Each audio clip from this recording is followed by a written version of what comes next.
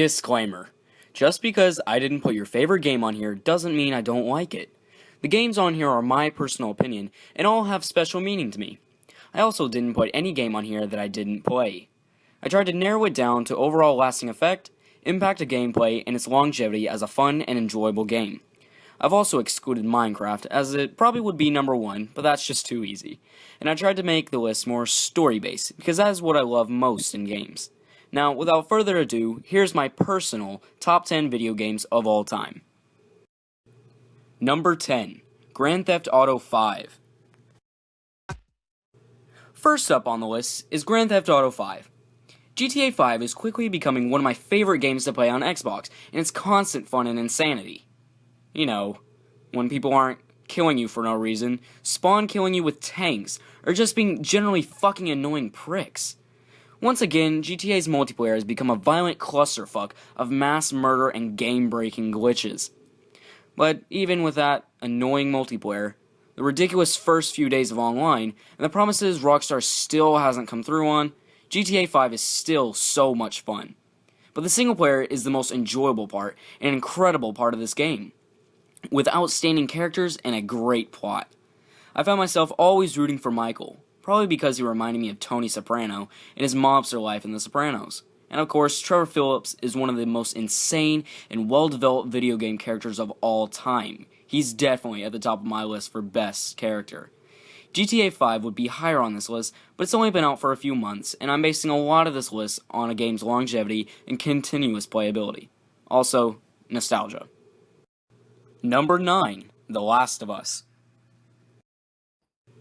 Okay, so before I'm socially attacked with hateful and butthurt commenters because this game isn't automatically number 1, let me explain.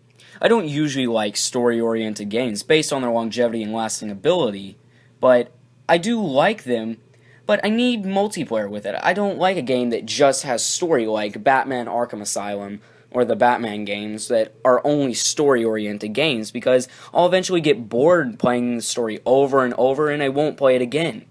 But playing this game has changed my mind. I also rarely play on PlayStation, and it's just not my console.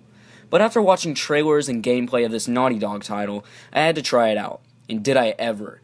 It had been so long since I was gripped by a story so invigorating. This game is incredible, a plot so deep and amazing that it scared me to finish the game and find out what happens. Every moment is breathtaking. The graphics are so advanced for a console game, the controls are perfect for survival, and even with a story so rich, you think the multiplayer has nothing special, but surprisingly, it's really fun. The Last of Us merges very good gameplay with a peerless story and unequaled production values. While it just misses transcendent status, you won't find very many games that are more worth your investment of your time. Number 8. Red Dead Redemption. When I first saw this game by Rockstar, I admittedly figured it would just be another GTA in the Wild West, seeing that it was made by the same people and it's supposed to be another open-world sandbox game. But I was given a fundamentally sound game that blends a wonderful story and an enjoyable multiplayer. It is one of the most wildly fun and interactive open worlds I've ever played in. This is simply a beautiful game, and it's provided more than a few moments where I completely forgot where the hell I was supposed to be going while riding over golden hills at sunset or through the desert in the middle of a nighttime lightning storm. Red Dead Redemption gives an impressive story and hilarious characters, as well as one of the greatest endings in video game history. Red Dead takes a familiar recipe, adds a skillful blend of Western elements, and the result is something rather spectacular. Number 7. Portal 2. If you've owned an Xbox in the last few years, then you've probably played Portal. Or if not, then you've probably been under a rock for a while, or you're just lame. But Portal 2 brings back everything fantastic about the first Portal and elevates it to an entirely new level. Genius is an often overused word, but Valve's work on Portal 2 is genius in the truest sense.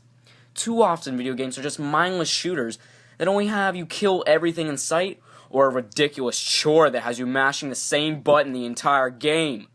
Fable 3. But Portal 2 makes you think. I've never felt more satisfied from completing a challenge in Portal, and that's just what makes this game so good. It's challenging. It will make you think. Sometimes it will make you want to claw your fucking eyes out with Voldo's hand blades from Soul Calibur. But it will also make you feel incredibly intellectual. You'll even feel like you're smart enough to actually understand Bioshock Infinite's ending. Number 6. The Legend of Zelda: Ocarina of Time. The Legend of Zelda was my childhood. Link was my childhood. I grew up on this game. This game brought me into gaming. Well, this and Pokemon, but that's another story. And this game still stands as one of my favorites of all time. It gave me the fundamental standards that I live for in gaming. Its fantastic puzzles and quest designs keep you interested and energized. Its music was amazing as well. Its sound effects made the game interactive, and the melodies were just so memorable. It had perfectly fine-tuned game mechanics, and the camera control that inspired a lot of other games to follow. This game was huge news, and a huge benchmark in gaming at its time. It set the standard for invigorating games that have lasting appeal and a story that will be retold countless times. This is my feel-good, really nostalgic game on this list, and it would probably be higher if my N64 hadn't broken, leaving me without Link for more than 6 years now. Bummer. Number 5. Assassin's Creed 2. When the first Assassin's Creed was released in 2007, I was initially interested in its historical gameplay and badass spin on assassins, but it just didn't draw me as much as Assassin's Creed 2. I wasn't hooked on the series until Assassin's Creed 2. This game is amazing and an improvement of the first in every way. There's a reason why everyone knows who Ezio Auditore is. This game is not only iconic, but it truly draws gamers into the Assassin's Creed world. Assassin's Creed is one of the quintessential and core games of the last generation of gaming. AC2 is a game that connects gamers to its story. I felt sad and hurt when Ezio's family was murdered. I had never wanted to burn those goddamn Templars so much before. The storyline is intricate, there's depth beyond the main quest, the presentation is wonderful, and the action is incredible at times. Fantastic narrative aside, the most important thing to know about AC2 is that it won't make you want to throw your controller through your TV like the first game did. Number 4. Bioshock Infinite.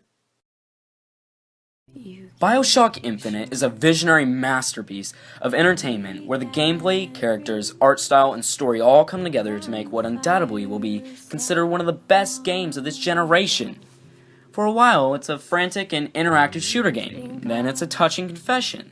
Afterwards, it is a parable about the ideological turmoil in America. The build-up is rather slow, but it works wonderfully thanks to the small ways other elements fall into the narrative. Elizabeth's observations help you get to know her, and when she assists you in battle, it strengthens your connection to her. This is another game that makes you think, and I absolutely love the idea of all the parallel universes. Seeing the world of Columbia come to life with its vibrant style and colorfulness is amazing, as are the different and witty characters. Bioshock Infinite should be on everyone's list of best games, as it has great lasting effect and will keep you up at night thinking about its incredible and admittedly confusing themes. No, seriously. So Booker is the bad guy, but not Booker. It's an alternate Booker in an alternate dimension, so, like, 6 Elizabeths have to drown him? What the fuck? Number 3. Super Smash Bros. Brawl. You know, most gamers were groomed on Nintendo games at an early age, because the only good ones are the old ones, and I was no different. But this game throws everything that plagued Nintendo throughout the years out the window.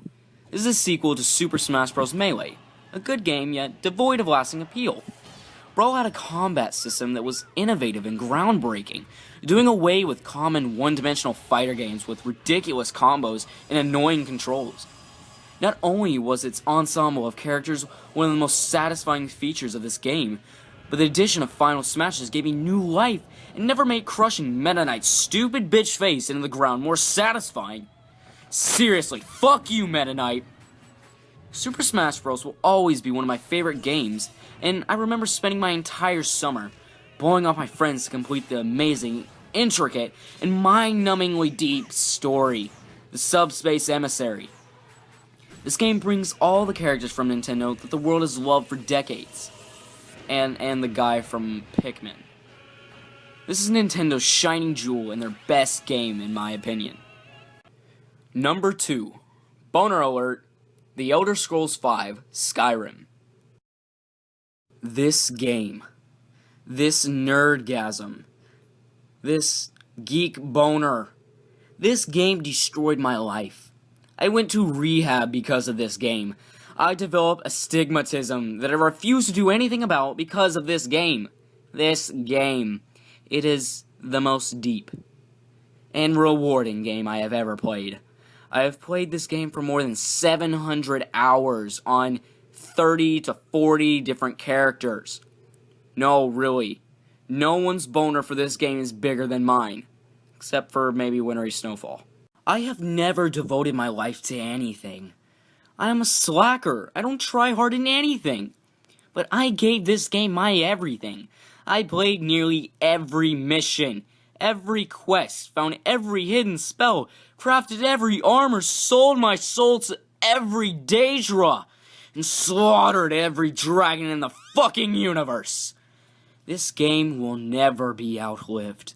I don't think I will ever grow tired of it, no matter how many times I'm about to get my head chopped off by the damn Imperials. I will always side with the Empire. Fuck Ulfric and fuck the Stormcloaks.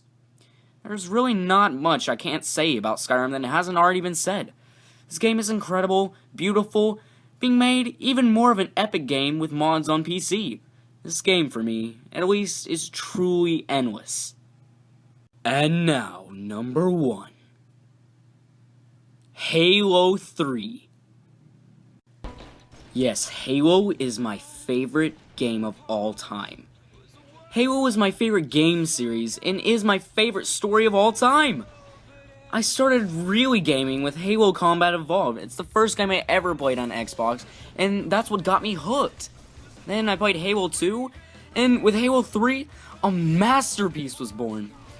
Because Halo 3 is a fucking masterpiece. Its story, being the conclusion of the coveted Halo franchise, is outstanding in so many ways. It also brought in the example in the gaming industry of what an FPS online multiplayer is supposed to look like. It also introduced Forge Mode, which admittedly was a little rusty at first, but it brought an entire new aspect of the game that gamers ate up. Halo 3 transcends video games. It is a global entertainment experience.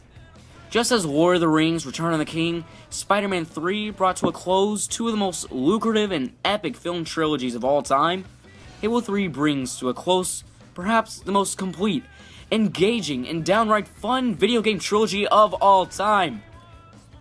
Let's just all be cool with forgetting Halo 4 for a minute here, okay? Halo 3 is the best Xbox 360 game to date. Though I guess this could just be my nostalgia taking over, but I absolutely love this game. I love this series.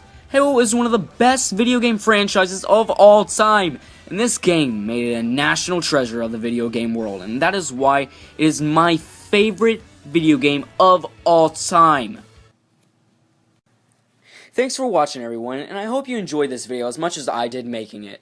Now, if you guys like this video, please leave a like and comment down below with what your favorite video game is. I would love to know. So yeah, thanks for watching, everybody. I'll see you later.